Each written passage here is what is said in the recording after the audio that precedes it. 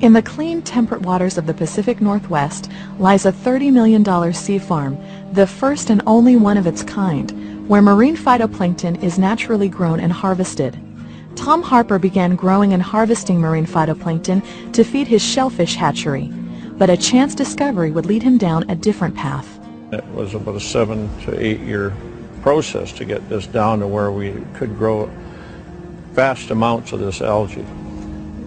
However, while we were doing this, I got sicker and sicker and sicker, and to the point that I was told I didn't have too long to be doing what I was doing, and that I should look to sell things and do that. The doctors told me I wasn't going to be here for very many weeks or months. One day, standing there thinking of these things, I looked at the product that I was producing and thought, you know, there's plants in here, microscopic plants, that no one's for sure ever looked at for health reasons. So I started eating it, and lo and behold, within a very few days I started to feel quite well compared to where I was. When realizing this, that it had helped me, and that, you know, I started looking how we could market it. Locally we did a bit of it, and it seemed to many people all of a sudden were wanting this product. They were just coming from nowhere. Everybody who's ever been to the beach has seen macroalgae, which is seaweed, kelp and the different seaweed that washes up on shore. Marine phytoplankton is actually microalgae. It's microscopic, it's invisible to the human eye. But what our process does is it allows us to create such an abundance of it that it becomes visible to the human eye. Whales live on this stuff. Many of the whales do, even up to 100, 200 years, and enjoy a healthy love life. NASA is all over the research of marine phytoplankton. One of the things they declared was that it's responsible for up to 90% of our oxygen, but the tell-all is a nutritional analysis. Lab testing of the marine phytoplankton revealed an astounding array of phytonutrients and sea minerals. Over 60 vitamins, minerals, essential fatty acids, amino acids, and other nutrients. The sea farm's marine phytoplankton seemed to contain all the necessities of life. Marine phytoplankton is just a huge development with agriculture and sea farms. It's making available to us just about every amino acid, vitamin, mineral, polysaccharide or healthy sugars, and oils, essential oils that the body needs. One of the problems that you see in chronic disease is that the digestive system is usually shut down, and so is the liver.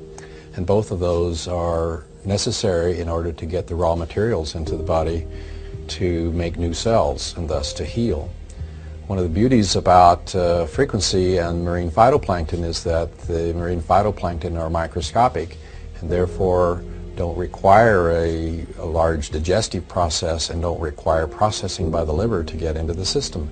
And so the microscopic form of the marine phytoplankton makes it almost magical in being able to begin to turn around the nutritional deficiencies of people with chronic disease. Could you survive on plankton alone? Probably, but it'd be pretty boring.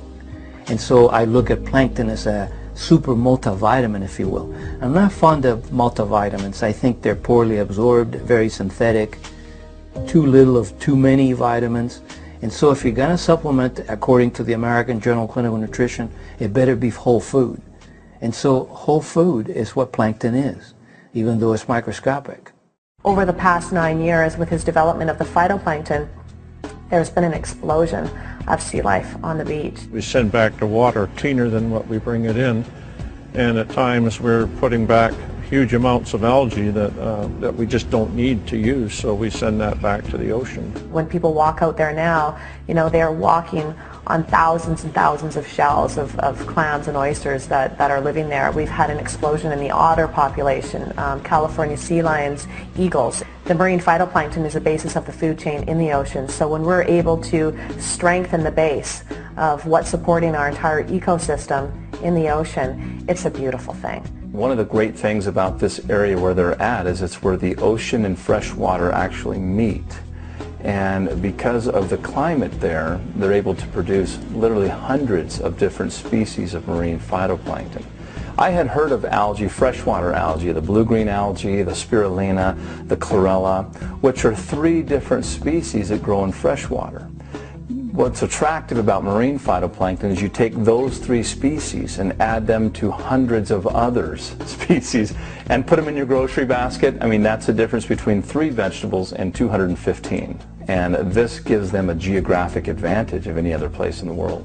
Another thing that sets our marine phytoplankton apart from some of the other algae that may be out there on the market is we're actually harvesting our product wild for each and every batch. So from season to season, the species will change slightly. Not huge differences, but enough where they are actually adjusting to the season. The healthiest way for a person to eat is according to season. People have a problem with a friend or a neighbor saying, here, try this South African jungle juice. It helped me and it made me feel wonderful, and I'm sure it'll help you. And so you take it and nothing happens. And so what's the reason for that? Well, it's because they were deficient in a different thing than you're deficient in. They might need some element that's in South African jungle juice, and you don't. You have that, but you're missing something else. And that's why so many people buy so many different nutraceuticals and don't work. If you are fortunate enough then to identify some substance that has everything that you need to build a perfect cell, that's magic. And that magic occurred when we got marine phytoplankton. So it's one of the rare total foods. We have our water tested very regular, and we also have our products tested for every batch. We are checking just in case somehow there was a problem. We bring our scientific director, Rowan Haig, in. He takes a sample of the water directly from the tank, and he goes back to the laboratory, and he actually goes through and tests each and every species of plankton that exists there to make sure that, in fact, each species is benign and safe for human consumption. And out of all the hundreds and hundreds of batches that we've harvested algae from, we've never had a concern. Tom Harper had succeeded in harvesting marine phytoplankton in sufficiently large quantities that it became, for the first time in world history, available for human consumption. Word of his discovery spread quickly. We were open to having people involved with, helping us bring this out to the rest of the population, but we were very concerned that it may just attract greed rather than heart, and we were looking for people that had a good business sense and a good heart and understood truly how significant and how beautiful this product is. We saw it in the newspapers. It made the cover of the newspapers up there, and one of our people sent it to us, and we became very interested. Ron Williams ended up coming out to our office after the initial meeting was set up and had a meeting with myself and my dad. He had met with several companies before talking to us, and that put me a little bit back on my heels, but I think when we began to discuss our visions of the future and what contributions we want to make to mankind, to the earth, within just a short matter of time, our visions aligned. And I think that was no accident.